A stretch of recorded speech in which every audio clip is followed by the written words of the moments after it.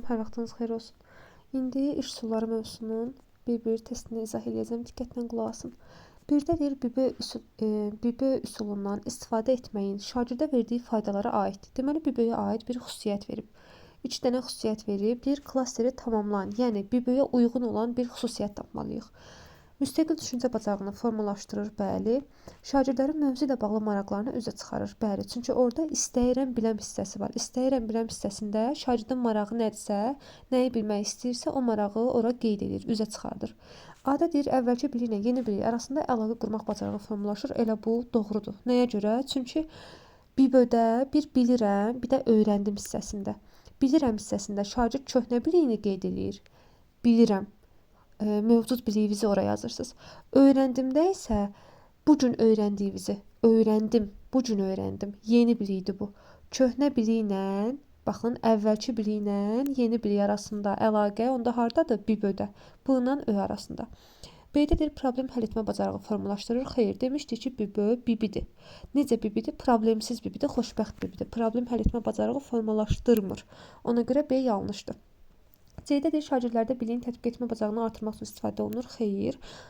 Burada hər hansı bir tapşırıq yerinə yetirmir. Sadəcə mövcud bili ilə yeni bili arasında əlaqə yaradır və bilmək istədiyi bir şeyi ora qeyd edir. D-də deyir, yaradıcı təfəkkürü inkişaf etdirən üsuldur. Xeyr. Y-də deyir, söz ehtiyatının məqsədə uyğun şəkildə artırmaq üçün istifadə olunur. Xeyr. Bunlar BB-də belə bir xüsusiyyətə sadalamamışdıq. Sadəcə əvvəlki bili ilə yeni bili arasında əlaqə yaradır. Refleksiya üsulu kimi istifadə oluna bilər. Həmçinin diaqnostik qiymətləndirmə vasitəsidir. Belə. 1-də cavab A variantı. 2-yə baxaq, sinektika. Deməli, sinektika tamamlayın deyirsə, sinektikaya aid olan bir üsul seçməliyik. Deməli, 2 dənə nümunə özü verib. Deyir, müxtəlif cins elementlərin birləşməsi deməkdir. Bəli. Şagirdlərin düşünmə fəaliyyətini qrup şəklində aktivləşdirir. Bəli, doğrudur. Sinektika qruplarla aparılır, qrup formasında. Bir qrup problemi irəli sürən tərəf olur, digər qrup isə problemi həll yolları axtaran tərəf olur. A-da deyir, şagirdlərdə tənqidi və yaradıcı təfəkkürün inkişafına yönəlmişdir. Bəli, ola bilər. Nəyə görə? Çünki sinektikada bir qrup problemi irəli sürür, digər qruplar isə problemi həll yolları təklif edir. Problemi həll yolları düşünürsünüzsə, həll yolları. Bu sizin öz fikriniz ola bilər.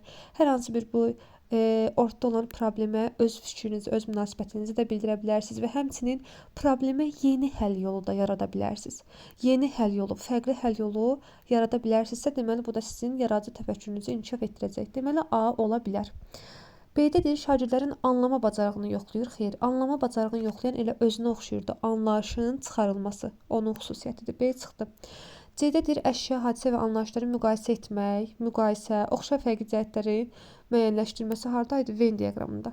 D-də deyir, şagirdlərdə qeyd götürmə qabiliyyəti formalaşdırır. Xeyr, sinektikada qeyd götürmə yoxdur. Y-də deyir, eyni əşya və hadisə və məsələyə müxtəlif nöqteyi nəzərdən yanaşma tələb edir. Xeyr, elə buradan göründüyü kimi, elə bu xüsusiyyət əşya və hadisələrə müxtəlif nöqteyi nəzərdən yanaşmaq iş üsuluna aiddir. Deməli, cavab A variantı. Şagirdlərdə həm tənqidi, həm də yaradıcı təfəkkürü inkişaf etdirir. 3-ə baxaq. 3-də deyir, BB üsulundan istifadə etməyi şagirdə verdiyi faydalara aid deyil, aid olmayan. A-da deyir, müstəqil düşüncə bacarığını formalaşdırır, bəli. B-də deyir, problem həll etmə bacarığını formalaşdırır, xeyr, formalaşdırmır. Biz demişdik, BB-dir, problemsiz BB-dir, problem həll etmə bacarığı formalaşdırmır. Burada formalaşdırır dediyinə görə aid deyil. C-də deyir, əvvəlki bili ilə yeni bili arasında əlaqə qurur, bəli. D-də deyir, şagirdin mövzu ilə bağlı maraqlarını üzə çıxardır, bəli. İstəyirəm biləm hissəsində maraqlarını yazırlar. Maraqlandığı hər hansı bir şeyləri yazırlar. Y-də deyir, şagirdə öyrəndiyi məsələlərlə bağlı refleksiya etmə imkanı verir. Bəli, bu da doğrudur. Y-də çıxdı. Çünki orada refleksiya bilirsiniz nədir? Çünki orada şagird baxacaq, görəcək ki, mən nəyi bilirdim və bu gün nə öyrəndim. Köhnə bili ilə yeni bili arasında əlaqə yarada bilir. Ona görə Y variantı da doğrudur. Aid deyildi isə problem həll etmə bacarığı formalaşdırmır. Orada formalaşdırır dediyinə görə yanlışdır. 4-ə baxaq. 4-də deyir, qərarlar ağacı üsuluna aid. Qərarlar ağacı. Qərarlar ağacında 5 dənə addım var idi. Birinci addım nə idi? Problemi müəyyənləşdirir şagird. Əvvəlcə müəyyənləşdirir. İkinci, problemi həll yolları axtarır. Beyin həmləsi ilə problemi həll yolları axtarır. Üçüncü, həll yollarının müsbət mənfi cəhətlərini müəyyənləşdirir və əlində üçünü saxlayır. Üçündən də birini. 4-cü addımda nə idi? Üçündən birini seçir. Ən səmərəsini seçir. 5-ci addım qərar qiymətləndirilir. Nəticə. Yaxşı, dedik ki, 3-cü mərhələdə həll yollarının müsbət mənfi tərəfləri müəyyənləşdirilir və əldə 3-ü saxlanılır. Bu əldə 3-ün necə saxlanılır? Necə seçirlər? Məsələn, 10 dənə həll yolu tapmışıq. Bu 3-ünü necə seçək? Müsbət mənfi tərəflərini müəyyənləşdirməliyik axı orada. Müsbət mənfi cəhətlərinə baxırıq. Hansının müsbət cəhəti çoxdursa, təbii ki, o həll yolunu əldə saxlayacaq. Mənfi tərəfləri çox olan həll yolunu mənim nəyimə lazımdır? Əliyirik, sanki ələkdən keçiririk. Müsbət tərəfləri hansında çoxsa, onları əlimizdə saxlayırıq. Burada A-da deyir ki, təşrif olunan həll yolunun müsbət tərəflərinin mənfi tərəflərindən çox olmasını tələb edir. Bu doğrudur. Çünki nə qədər müsbət tərəfi çox olsa həll yolunun, elə o həll yolunu özümüz üçün götürəcəyik. Mənfi tərəfi çox olanı biz neyniyək? Deməli, A variantı elə qərarlar ağacına aiddir. B-də deyir, şagirdlərə əşya və hadisə anlayışlarını müqayisə etmək, oxşar və fərqli cəhətləri müəyyənləşdirmək. Bu Venn diaqramıdır. C-də deyir, bu üsulda qruplara bölünmüş şagirdlər öz mövqelərini arqumentlərlə müdafiə etməlidirlər. Bu debata uyğun gəlir. Çünki debatda da şagirdlər nə edirlər? Qruplara bölünürlər və öz mövqelərini arqumentlərlə müdafiə edirlər. O demişdim, sizə yadınıza deyirdim ki, məsələn, müəllim sual verir ki, ay uşaqlar, sizcə ən yaxşı futbolçu Ronaldodur, yoxsa Messidir? Bir qrup deyir Ronaldodur, bir qrup deyir Messidir. Qruplara bölünürlər. Hərə də öz səsləndirdiyi fikri müdafiə edir, arqumentlərlə əsaslandırır. Deməli, C debat.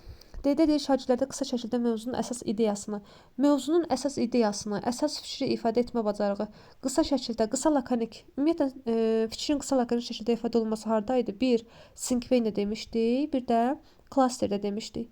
Hər hansı bir mövzunun əsas ideyasını qısa şəkildə ifadə edirsə, bu Sinkveyndir. Deməli, D-də çıxdı. Y-də deyir, şagirdləri sürətli düşünməyə, assosiasiya yaratmağa, hər hansı bir mövzunun xüsusiyyətlərini tapmağa xidmət edir. Biz demişdik ki, ayuksion üsulunda, ayuksion hərracda şagirdlər nə edirlər? Onlara verilən, məsələn, cisimmi və yaxud da hər hansı bir hadisəmi, onların xüsusiyyətlərini sadalamağa başlayırlar, xüsusiyyətlərini tapırlar. Sürətli şəkildə düşünməlidirlər ki, nə etsinlər? Tez deyən qalib olur axı, ən sonuncu deyən qalib olur. Ən sonuncu dedi, yaxşı. Məsələn, tutaq ki, axırıncı Əli dedi. Əldən sonra, vaxt çox keçəndən sonra müəllim gözləmir axı, sürətli şəkildə şagirdlər düşünüb tapmalıdır ki, bitməsin vaxt. Yəni sonuncu deyən qalib olmasın. Aydındır? Ona görə kim sürətli desə, kim axırıncı desə, o qalib olacaq. Və həmçinin assosiasiya yaratmaq da hardaydı? Ayuksionda var idi. Assosiasiya yaradılır. Söz ehtiyatı, lüğət ehtiyatı zənginləşdirilir, inkişaf edir. Hamısı bunlar nəyə aiddir? Auksiyona. Deməli, Y variantı da çıxdı. Qərarlar ağacı A variantı. 5-ə baxaq. Deyir, simulyasiya iş üsuluna aiddir. Biz demişdik ki, bir var simulyasiya, bir də var rollu oyun. Rollu oyun nədir? Adından göründüyü kimi şagird rola girir. Hər hansı bir obrazı real həyatda, səhnədə canlandırır. Simulyasiya bəs nədir? Beynində canlandırır. Fərqləri budur. Simulyasiyada beynində canlandırır, orada hərəkətlilik yoxdur. Beynində canlandırırsan, göz önünə gətirirsən. Amma rollu oyunlarda isə kimisə təqlid edirsiniz. Yəni, realda, səhnədə canlandırırsınız. İndi burada simulyasiyanı istəyir. A-da deyir, xəyali bir situasiyanı canlandıraraq mövzunun daha dərindən öyrənilməsini təmin edir. Bu doğrudur.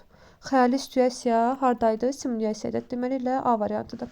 Xəyal edirsiniz sanki, beyində canlandırırsınız. B-də deyir, şagirdlərin bildikləri arasında nə dərəcədə düzgün əlaqə yarada bilib-bilmədiklərini yoxlamaq imkanı verir. Yəni, bu bir növ nədir? Anlama dərəcəsini yoxlayır. Anlama dərəcəsinin yoxlanması hardaydı? Anlamanı yoxlayan anlayışın çıxarılmasında, elə adından göründüyü kimi anlayışın çıxarılması. Deməli, B variantı çıxdı. Yenə deyirəm, şagirdin bildikləri arasında nə dərəcədə düzgün əlaqə yarada bilib-bilmədiklərini yoxlamaq imkanı verir. Yəni, bir neçə söz verilir. Şagirdlər bu ona verilən sözlər arasında əlaqə yarada bilsələr, o bir dənə anlayışı çıxardacaqlar. Əlaqə yarada bilməsələr, o bir dənə anlayışı çıxartmayacaqlar. Tapa bilməyəcəklər. Bu da nədir? Anlayışın çıxarılmasıdır. C-də deyir, böyük mətnin qısa zaman müddətinə şagirdlərə mənimsədilməsi, bu ziqzaqdır. D-də deyir, yaradıcı ideyaların bir araya gətirilməsi və bölüşülməsi baxımından faydalıdır. Yaradıcı ideyalar, kreativ ideyalar harda toplanırdı? Beyin həmməsində. Y-də deyir, şagirdlərə problemli situasiyalar verilərək bu vəziyyətdən çıxması üçün düşünmələri tələb olunur. Problemli situasiya verilir, vəziyyətdən çıxma düşünmə tələb olunursa, bu qərarlar ağacına da aid ola bilər. Deməli, Y variantı da çıxdı. Simulyasiya edirsə, xəyali situasiyadır. Cavab A variantı. 6-ya baxaq, deyir, bir iş üsuluna aiddir, aid olan istəyir. A-da deyir, mövcud bilik ilə yeni biliklər arasında əlaqə yaratmaq imkanı verir. Bəli, doğrudur. Mövcud bilik bilirəm hissəsində yazılır. Amma yeni bilik harda yazılır? Öyrəndim hissəsində yazılır. Bu gün öyrəndim, yeni öyrəndim.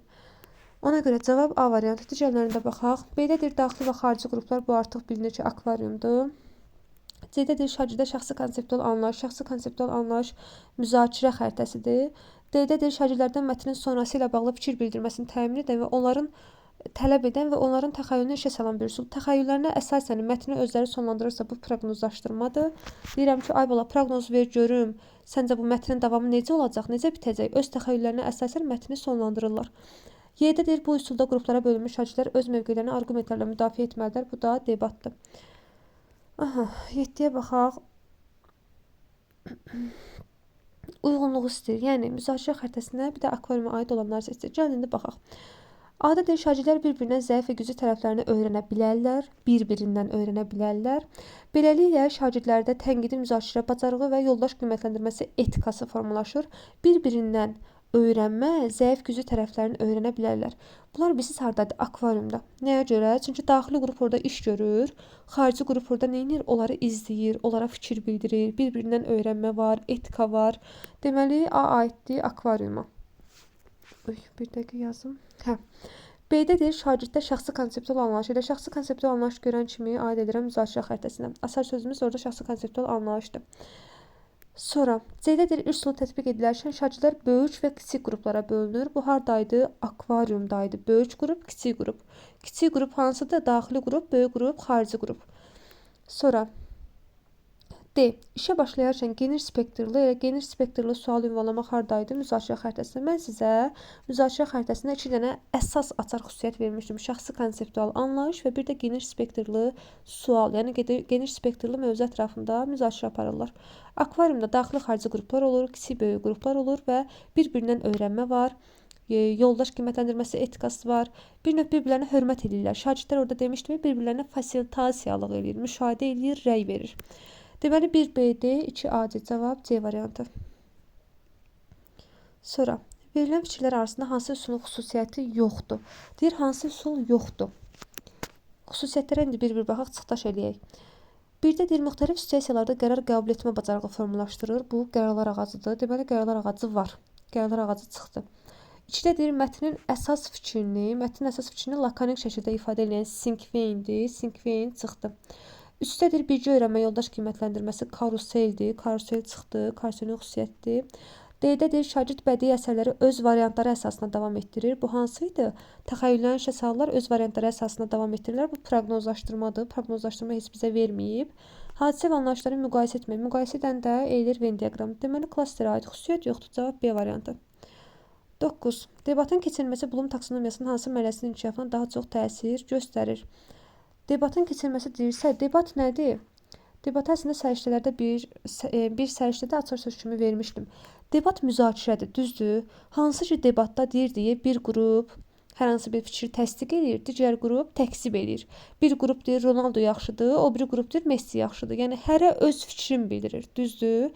Hərə öz fikrin, öz münasibətini bildirirsə, burada hansı təfəkkür var? Öz fikrini, öz münasibətini bildirmək. Tənqidi təfəkkür, düzdür? Tənqidi təfəkkür də taksonomiyanın hansı mərhələsinə uyğun gəlir? Dəyərləndirmək. Öz fikrini, öz münasibətini bildirmək, dəyərləndirməkdir. Ona görə də cavab C variantı. Ona baxaq. Deyir, klaster üsuluna aiddir. Aha.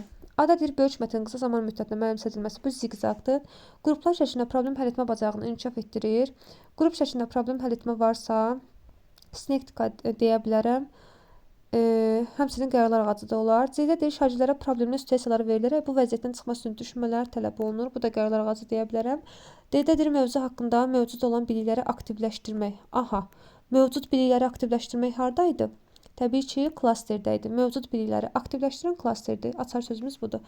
Y-də deyir, qısa şəkildə mövzunun əsas ideyasını ifadə etmə bacarığı formalaşdırır. Əsas ideyasını qısa şəkildə ifadə edirsə, bu Sinkveyindir. Y variantı da çıxdı. 11-ə baxaq. Aşağıdakılardan hansı beyin həmləsi üsuluna aiddir? Aid olanı istəyir. A-da deyir, yaradıcı ideyaların bir araya gətirilməsi və bölüşülməsi baxımından faydalıdır. Bu elə budur ki, A variantı ilə beyin həmləsidir. Yaradıcı kreativ ideyalar toplanır və bölüşdürülür. Bir də burada bir xüsusiyyət var ki, müəllim icazə verməməlidir ki, şagirdlər bir-birlərini mühakimə eləsinlər. Beyin həmləsi həmçinin motivasiya mərhələsində istifadə olunur, daha çox istifadə olunur. Burada idrak fəallığı yaradılır. Belə. Deməli, yaradıcı kreativ ideyalar toplanırsa beyin həmləsidir. B-də deyir, şagirdlərin bildikləri arasında nə dərəcədə düzgün əlaqə yarada bilib bilmədiklərini yoxlamaq imkanı verir. Anlama dərəcəsini yəni yoxlayır. Bu nəyə aid idi? Anlayışın çıxarılmasına B çıxdı. C-də deyir, refleksiya etmək üçün istifadə olunan effektiv üsuldur. Xeyr, refleksiya üçün effektiv deyil, motivasiya üçün effektivdir. Refleksiya daha çox refleksiyada 3-2-1 üsulundan istifadə olunur. 3-2-1. D-də deyir, bu üsulda qruplara bölünmüş şagirdlər öz mövqelərini arqumentlərlə müdafiə etməlidirlər. Bu debat. Y-də deyir, xəyali bir situasiya canlandırır. Bu da simulyasiyadır. 12-yə baxaq. Klasteri tamamlayın. Tamamlayın, yəni aid olanı tapmalıyıq.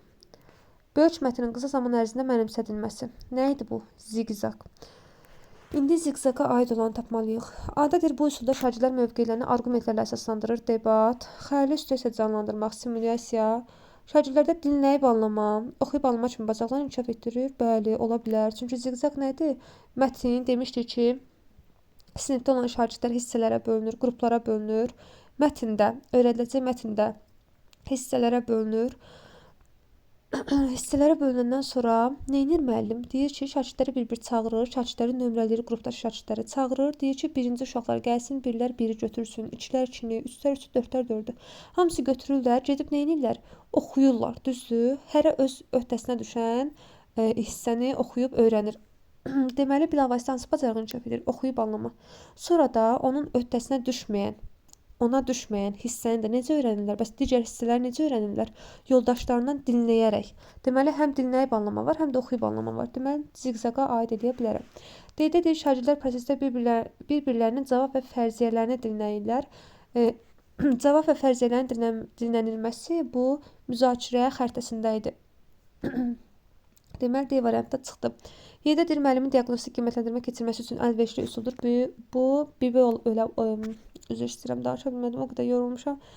Diaqnostik qiymətləndirmə deyirsə, bibi ola bilər, bir də klaster ola bilər. Ziqzaqa aid deyil, Y-də çıxdı.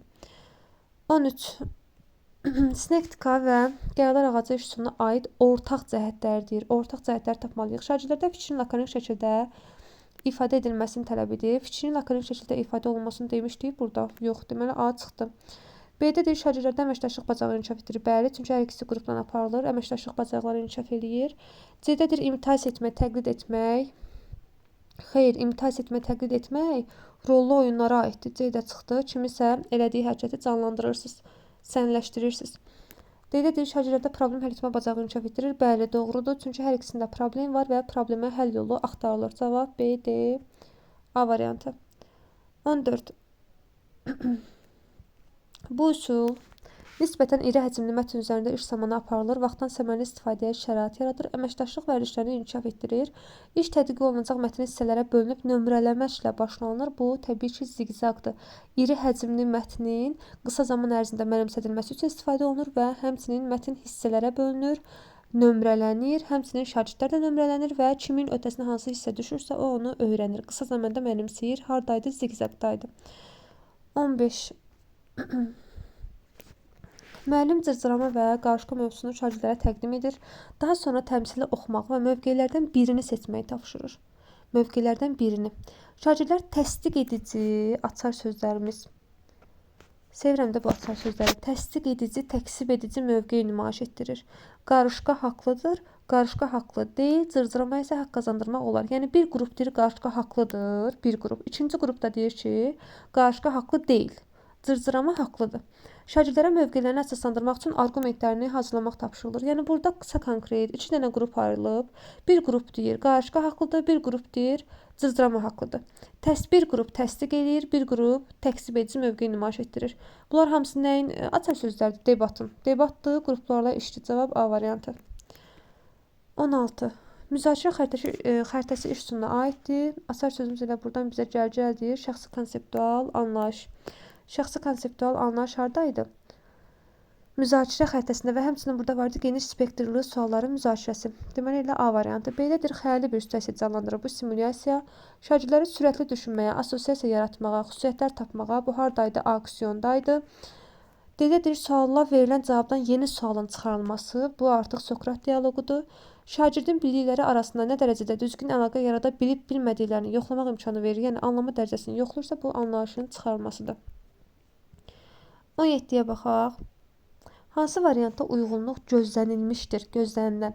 Birdədir auditoriya qarşısına çıxış etmə bacarığı formalaşdırır. Debat, bu doğrudur. Çünki debatda auditoriya qarşısına çıxış edirlər.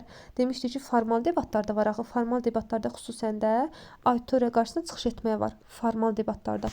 Məsələn, demişdim ki, tutaq ki, bələdiyyə seçkiləridir. Bələdiyyə seçkisinin gəlir nümayəndəsi çıxış edir bütün auditoriya qarşısında, insanların qarşısında formal debatda əvvəlcədən hazırlaşmalıdır. Gəlir deyir ki, mən bələdiyyə sədri seçilsəm, filan şeyləri eləyəcəm. Cəmaatı inandırır, inandırma bacarığı var və həmçinin auditoriya qarşısına çıxış edir. Deməli debat doğrudur. Doğrudur. Bir dənə D yazaq. Doğrudur, amma yanlış yazıb. Deməli burada uyğunluq pozulanıb. 1 çıxdı. Uyğunluq pozulub. Bir çıxdı. Biri çıxaq. İçdədir problemlərin həllində yaradıcı düşüncəni stimullaşdırır. Kipling modeli. Kipling modeli hansı idi? 4n1 KH. Problemlərin həllində yaradıcı düşüncəni stimullaşdırır. Bu doğrudur. Çünki 4n1 KH-da da hər hansı bir problem var və şagirdlər bu problemi həll edirlər. Yəni suallarla həll etməyə çalışırlar. Hadisə nə vaxt olub, nə zaman olub, harda olub, kim tərəfindən olub, nə edirlər? Problem həll etməyə çalışırlar və yaradıcı düşüncələr də işə düşür, inkişaf edir. Doğrudur. Doğruya doğru yazıb 2-ni götürərəm. 3-dədir diaqnostik və formativ qiymətləndirmə vasitəsi kimi istifadə etmək olar. Bəli, doğrudur. Diaqnostik vasitəsidir. Bunu bilirik. Diaqnostik qiymətləndirmə vasitəsidir. Formativ qiymətləndirmə kimi də istifadə oluna bilər. Formativ qiymətləndirmə gündəlik qiymətləndirmədir. Çünki burada biz görürük ki, şagird nəyi bilirdi və nəyi öyrəndi. Orada artıq əlaqə yarada bilirik. Görürük ki, şagird nəyi bilirdi əvvəl və bu gün nəyi öyrəndi. Biliklərin qiymətləndirmə mümkün olur. Aydındır. Doğrudur, doğruya doğru yazıb. Deməli 3-də götürərəm, uyğunluq gözlənilib. 4-dədir problemə müxtəlif cəhətlərdən nəzər salmaq bacarığı formalaşdırır. Bəli, müxtəlif cəhətdən nəzər salmaq elə Bloom kubumundadır. Çünki burada demişdik Bloom kubunda taksonomiyanın 6 mərhələsi də inkişaf etdirilir. Şagird burada həm nəyisə sadalayır və yaxud da nəyisə izah eləyir, mətni izah eləyir. Həm burada münasibət bildirmək ola bilər, nəsə yaradıb düzəldə bilər. Yəni müxtəlif cəhətlərdən nəzər salmaq bacarığı Bloom kubundadır. Doğrudur, amma doğruya yanlış yazıb. Uyğunluq pozulubsa 4-də çıxdı. Deməli cavab 2-3 D variantı.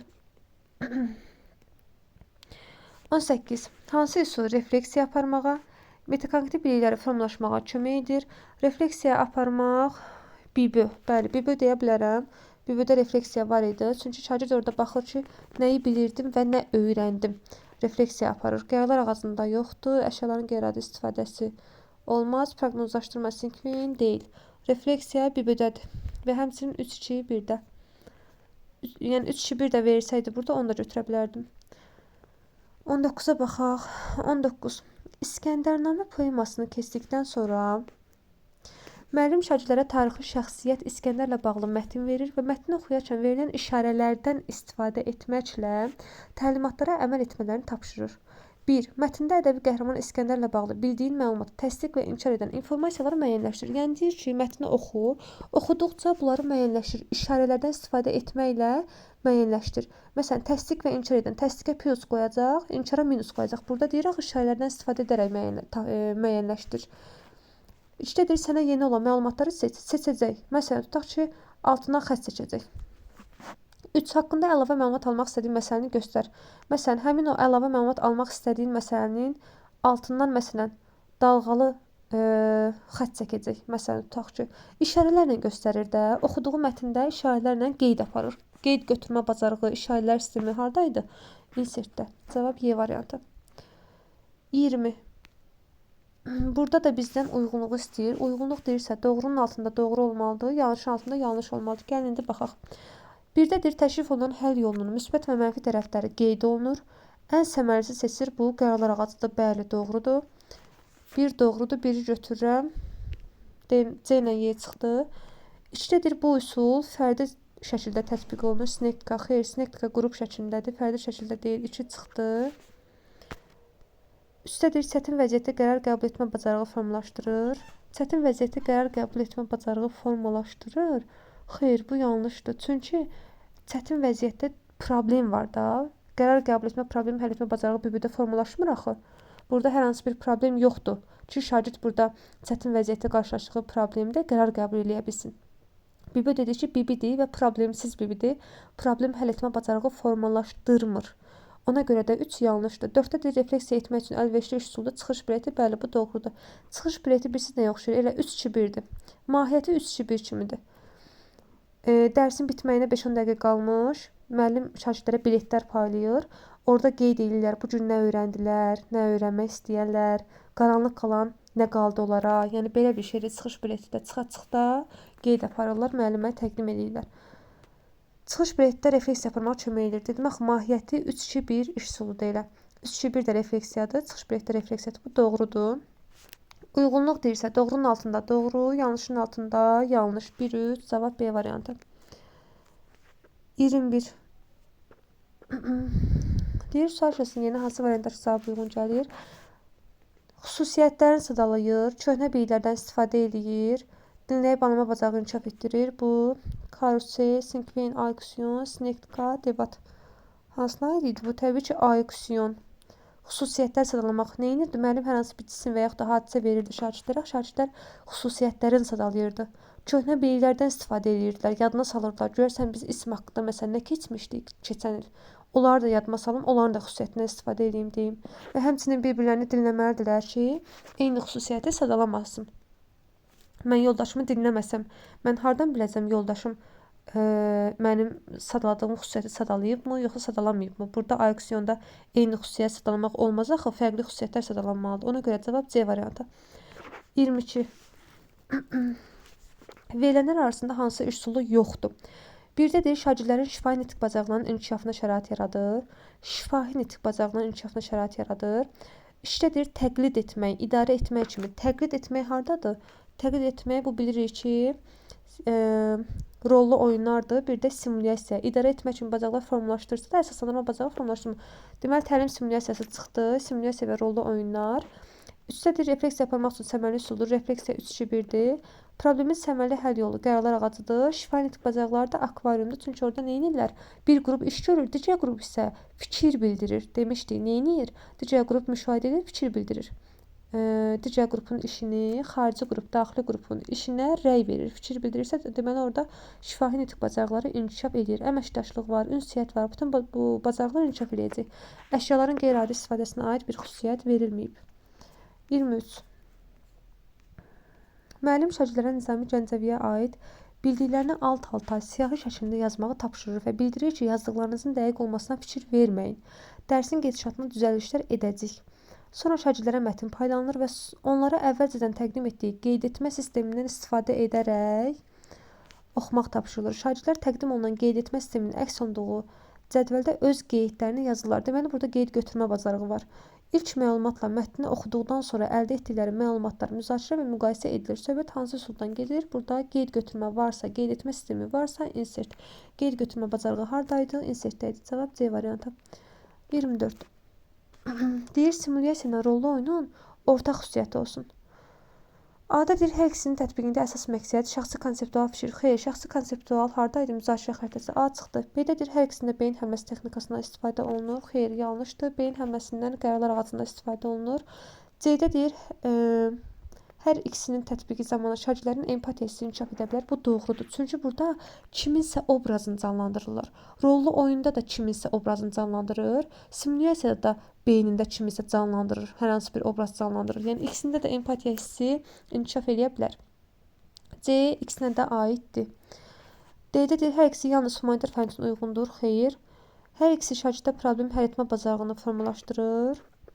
Problem həll etmə. Burada problem yoxdur axı, sadəcə obraz səhnələşdirirlər, canlandırırlar, yerdə çıxdı. Cavab C variantı.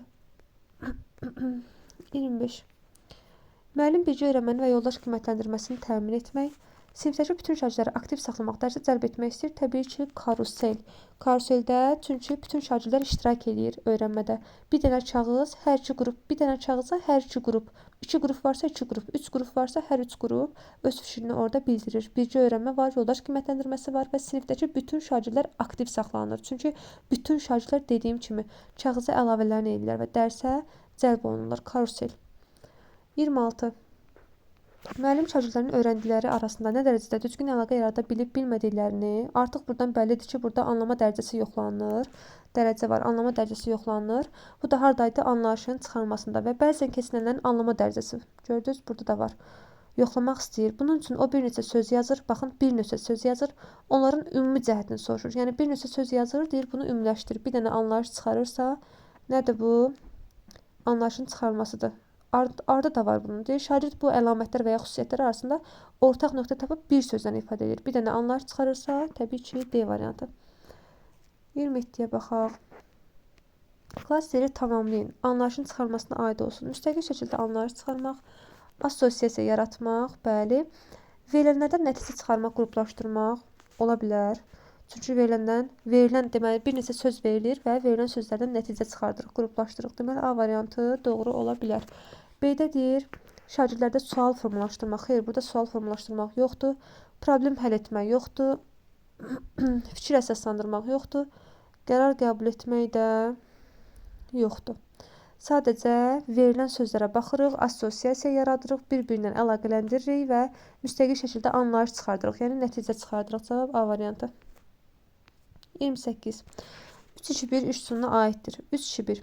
Yaradıcı ideyaların bir araya gətirilməsi və bölüşülməsi baxımından faydalıdır. Beyin həmləsidir. Təşrif olunan həll yolunun müsbət tərəflərinin mənfi tərəflərindən çox olmasını tələb edir. Bu qəyalar ağacıdır. C-də deyir, şagirdlərin mətnin sonrası ilə bağlı fikir bildirməsini tələb edən və onların təxəyyülünü işə salan bir üsuldur. Bu, proqnozlaşdırmadır. Şagirdlərdə qısa şəkildə mövzunun əsas ideyasını ifadə etmək, mövzunun, fikrin əsas ideyasını qısa şəkildə ifadə etmək sinkveyindədir. Refleksiya etmək üçün istifadə olunan effektiv üsuldur. Refleksiya deyirsə, təbii ki, 3-2-1 iş üsuludur. Cavab Y variantı. 29. Uyğunluğu istəyir. Uyğunluğu müəyyən edin. Yəni, doğrunun altında doğru, yanlışın altında yanlış olsun. Birdədir, interaktiv təlim üsulları şagirdlərdə problemi həll etmə, tənqidi düşüncə bacarıqlarını inkişaf etdirir. Bəli, interaktiv təlim üsulları nədir? Yəni, interaktiv dərs nə idi? Şagird mərkəzli dərs, şagird yönümlü dərs. Şagird mərkəzli dərsdə, şagird yönümlü təlimdə biz bir çox iş üsullarından istifadə edə bilərik. Öyrəndiyimiz iş üsullarından və bir çoxu da şagirdlərdə problem həll etmə bacarığı formalaşdırır və həmçinin tənqidi düşüncə bacarıqlarını da inkişaf etdirir. Bu doğru cümlədir. Burada yanlış heç nə yoxdur. 2-də interaktiv təlim metodları şagirdlərin sosial bacarıqlarını inkişaf etdirilməsi baxımından da əhəmiyyətlidir. Bəli, doğrudur. Sosial bacarıqlar deyəndə nə başa düşürsünüz? Yəni, ünsiyyətdir, əməkdaşlıqdır, empatiya hissidir. Bunlar hamısı sosial bacarıqlardır. 3-də interaktiv təlim şagirdin digər şagirdlərlə və müəllimlə əməkdaşlığına əsaslanır. Bəli, bu doğrudur. Çünki interaktiv təlim, ümumiyyətlə, interaktiv təlim dediyi şagird mərkəzli təlimdir, şagird yönümlü təlimdir. Bir var müəllim mərkəzli, bir də var şagird yönümlü. Yəni, müəllim mərkəzli odur ki, mühazirə. Müəllim danışır, şagird qoyub əlinin üstünə, sadəcə pasiv iştirakçı rolunu oynayır və qulaq asır. Amma interaktiv təlimdə isə şagird həm müəllimlə, həm də yoldaşları ilə əməkdaşlıq edir və aktiv iştirakçı rolunu oynayır. Ona görə 3-də yanlış bir şey yoxdur, doğrudur. 4-də interaktiv təlimdə informasiyanın mənbəyi yalnız müəllim deyil, bəli, doğrudur. Çünki informasiyanın mənbəyi şagird də ola bilər. Çünki biz demişdik ki, müəllim informasiyanın hamısını şagirdə birdəfəmlik hazır formada ötürmür. Elə bir şərait yaradır ki, orada şagird də yeni informasiyanı özü, belə deyim də, qərar verib deyə bilsin, səsləndirə bilsin. Müəllim sadəcə ona yol göstərir, istiqamət verir və müəllimdən də, şagirddən də o informasiyaları ala bilir, qopara bilir. Şagird də aktiv olması üçün müəllim belə eləyir. Müəllim qərarı qəbul etmir demişdik. Qərarı kömək edir, şagird versin. Aydındır. Ona görə də 4 doğrudur. Uyğunluq deyirsə, doğrunun altında doğrular 1, 2. Yanlışın altında doğrular veribsə, burada uyğunluq pozulub. Sonra 30. Insert üsulunun formalaşdırdığı bacarıqlara aid deyil. Insert işarələr sistemi qeyd götürmə bacarığıdır. Məntiqi təfəkkür inkişaf eləyir. Çünki oxuduğumuzu anlamalıyıq ki, faktlara əsasən nə edir? Fakta əsasən orada qeyd götürməliyik. Ki, nəyi başa düşmüşük, nəyi başa düşməmişik. Oxuyub anlama, bəli, oxuyub anlamalıyıq ki, qeyd götürə bilərik. Qeyd götürmə bacarığı aiddir, biliklərin müqayisəsi aiddir. Biz orada müqayisə edirik ki, nəyi bilirik, görəsən nəyi bilmirik. Nə var idi, nə yox idi. Yaradıcı təfəkkür. Yaradıcı təfəkkürlük burada heç nə yoxdur. Yeni fikir, yeni ideya ehtiyac yoxdur və yaxud da nəsə düzəldib hazırlamır. Düzdür. Insert üsulu işarələr sistemidir. Sadəcə işarələrdən istifadə edir, plus minus qoyur və yaxud da sual işarəsi qoyur, nə bilim, altından xətt çəkir. Yəni, faktlara əsaslanır. Məntiqi təfəkkür var, yaradıcı yoxdur. 31. Deyir, hansı variantda uyğunluq gözlənilib? Gözlənilib deyirsə, deməli, doğrunun qabağında doğru olsun, yanlışın qabağında yanlış olsun. Bir də refleksiya aparmaq üçün səmərəli strategiyalardan biridir. Refleksiya karusel, xeyr, nə əlaqə? Refleksiya üçün əlverişli səmərəli 3-2-1-dir. Yanlışa doğru yazıbsa burada uyğunluq pozulub. Gəlin biri çıxaq. Böyük mətnin qısa zaman ərzində mənimsədilməsi ziqzaqdır. Amma Sinkveyn yazıb, yanlışa yanlış yazıb, uyğunluq gözlənilib. İçini götürürəm. Məlumatlar arasında əlaqə quraraq cavabın müəyyən edilməsini təmin edir. Əlaqə quram. Deyir, məlumatlar arasında əlaqə qur və cavabı müəyyən elə. Bu klaster deyil, xeyr. Burada əlaqə qurmaq yox idi. Yəni, konkret bir cavab gəlmirdi. Bu, daha çox anlayışın çıxarılmasına aiddir. Klasterə aid deyil. Deməli, bunu çıxırıq. Yanlışdır, yanlış yazırıq. Yanlışa doğru yazdığına görə uyğunluq pozulub. 3 çıxır. Hər hansı bir hadisənin xüsusiyyətlərinə sadalanmağa xidmət edir. Bu, auksiondur, bəli, doğrudur.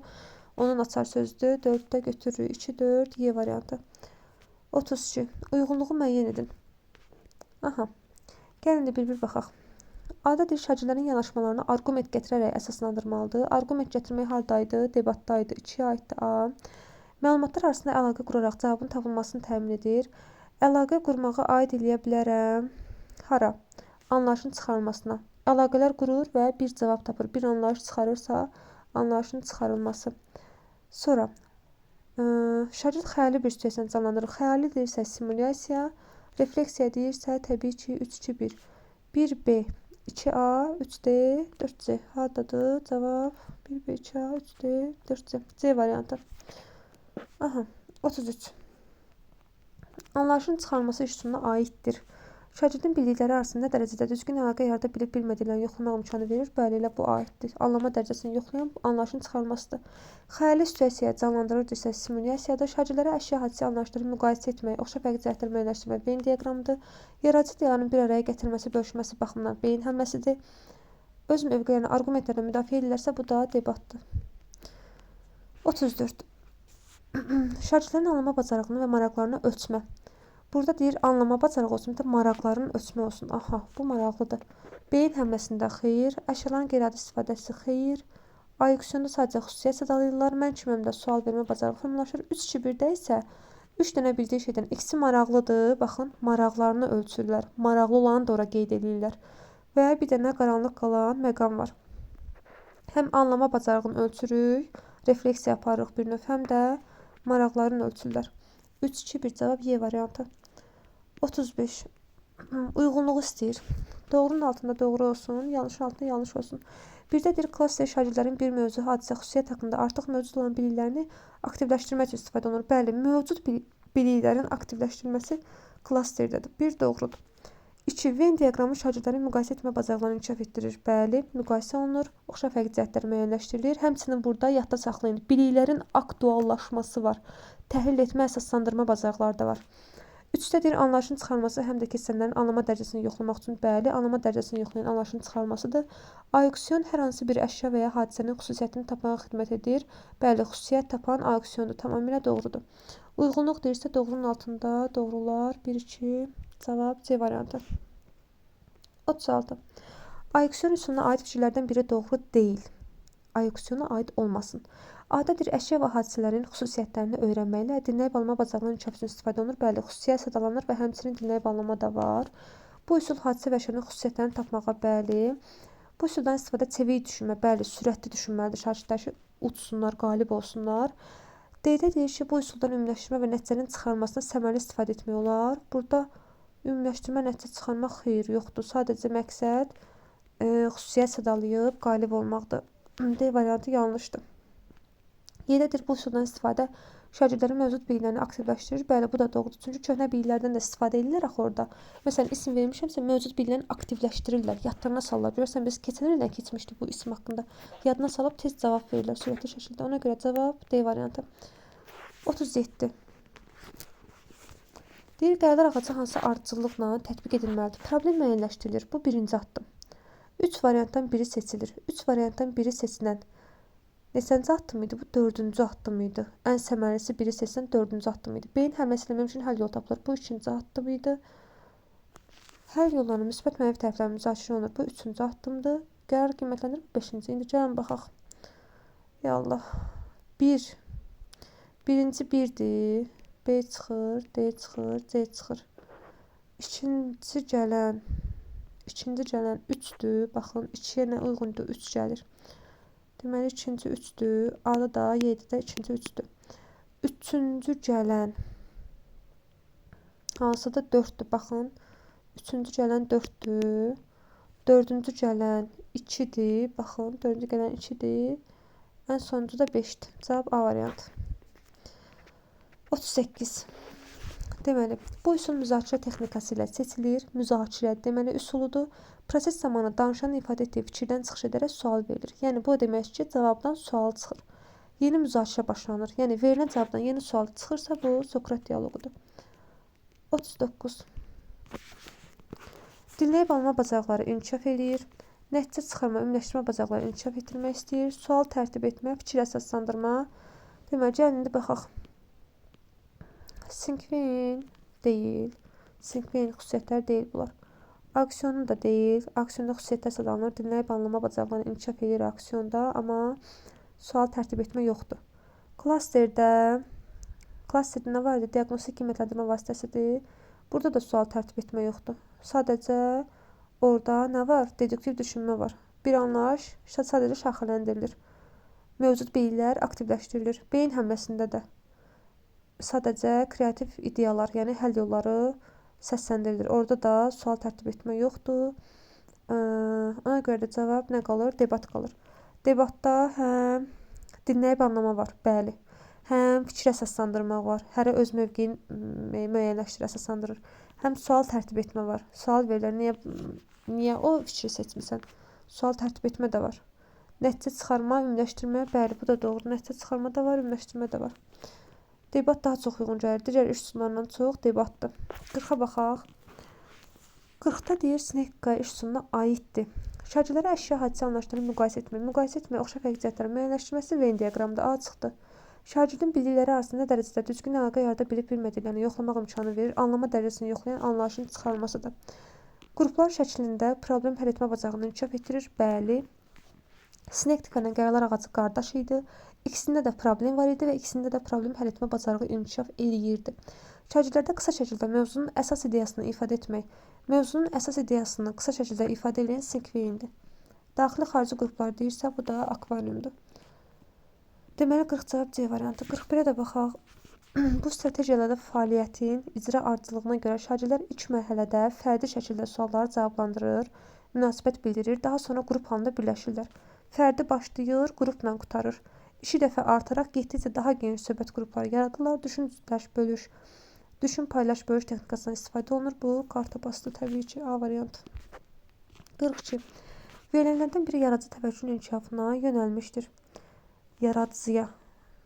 Bibi deyil, insert deyil, insert üzərində iş deyil. Elə qeyri-adi sözü bizə deyir ki, burada yaradıcı təvəccüh var, yaradıcılıq var. 43. Oy. Üzr istəyirəm. Bir dəqiqə görüm. Səhv edəcəydi. Əlim dəyir arada belə. İş suları 118. Listə qalmışdım. Gəlin 42-yə baxaq. Yaradıcı təvəccüh dediyi qeyri-adi varsa, əşyaların qeyri-adi istifadəsi cavab 42 D variantı. 43-ə baxaq. Həm şagirdlərə düşüncələrini sinif ilə bölüşmək imkanı verən, həm də onlara dərs zamanı hərəkət edə bilmək. Hərəkətlilik harda var idi? Sinif künclərində. Əyləncəli fəaliyyətdir. Əyləncəlidir, hərəkət var, hərəkətlik var. Orada deyirdi, müəllimin fikrinə razı olanlar bir küncə, razı olmayanlar ikinci küncə, əmin olmayanlar üçüncü küncə getsinlər. Hərəkətlik var və öz düşüncələrini siniflə bölüşürlər. Niyə bu küncə gəlmişəm, niyə razı deyiləm, niyə əmin deyiləm. Cavab Y variantı. 44. 4-1 KH üsulunun üstünlüklərindən deyil. Adalir yaradıcı düşüncəni aktivləşdirir və yeni fikirlər formalaşdırır. Bəli, yaradıcı təfəkkürü stimullaşdırırdı. A çıxdı. Yeni həll yolları tapmaq üçün çox faydalıdır. Bəli. Hər hansı işə başlamazdan öncə hazırlıq və ya qərar vermə mərhələsində əhəmiyyətlidir. Bəli, çünki orada problem həll etmə var, qərar vermə var. D-də deyir, auditoriya qarşısında sərbəst çıxış etmə bacarığını formalaşdırır. Xeyr, auditoriya qarşısında sərbəst çıxış etmək bu debat idi. 4-1 KH deyildi. Y-də deyir, tədqiqat layihələrində və bir çox problemlərin həllində yaradıcı düşüncəni stimullaşdırır. Bəli, Y-də doğrudur. 45. Uyğunluğu deyir müəyyənləşdirin. Yəni, doğrunun altında doğru olsun, yanlışın altında yanlış olsun. Əşyaların qeyri-adi istifadəsi yaradıcı təfəkkürü inkişaf etdirən vasitəsidir. Bəli, qeyri-adi istifadə varsa yaradıcı təfəkkürdür. Bir doğrudur. İnsert üsulunu müəllim həm motivasiya zamanı, həm də refleksiya zamanı istifadə edə bilər. Xeyr, tamamilə yanlışdır. Motivasiya beyin həmləsidir, refleksiyada daha çox istifadə olunan 3-2-1-dir.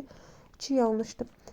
İnstinkt üzərində iş metodu səmərli mütaliə və təfəkkürün inkişafı üçün interaktiv qeyd etmə sistemidir. Xeyr, interaktiv qeyd etmə sistemi insertdir. 3 yanlışdır. İnstinkt üzərində iş deyil, insertdir. 4. Akvarium daxili və xarici qruplar ilə bunu oxuyan kimi bilirəm ki, doğrudur. Uyğunluq deyirsə doğrunun altında doğru, yanlışın altında yanlış. 1-3 A variantı. 46. 46-da nə deyir? Yenə deyir, sual işarəsinin yerinə nə yazılmalıdır? Ancaq qrupdan keçirilir. Şagirdlərdə fərdi məsuliyyətin bölüşdürülməsinə xidmət edir.